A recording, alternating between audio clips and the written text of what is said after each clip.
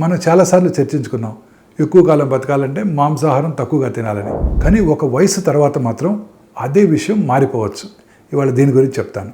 ఇటీవల 80 ఏళ్ళు పైబడిన వృద్ధులపై చేసిన ఒక అధ్యయనం ఆసక్తికరమైన విషయం వెల్లడించింది.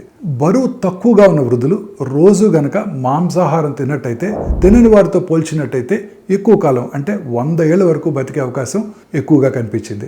కానీ ఇది అందరికీ వర్తించదు. ఈ ప్రయోజనం బరువు తక్కువగా ఉన్న వృద్ధుల్లోనే కనిపించింది.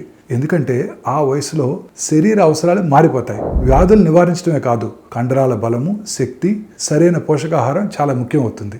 మాంసాహారంలో ఉన్న ప్రోటీను, విటమిన్ B12, ఇనుము ఇవన్నీ శరీర బలాన్ని కాపాడటానికి, బలహీనత తగ్గించడానికి కూడా సహాయపడతాయి. సో మనం గుర్తుంచుకోవాల్సిన విషయం ఏంటంటే ఒకే ఆహారం అందరికీ సరిపోదు.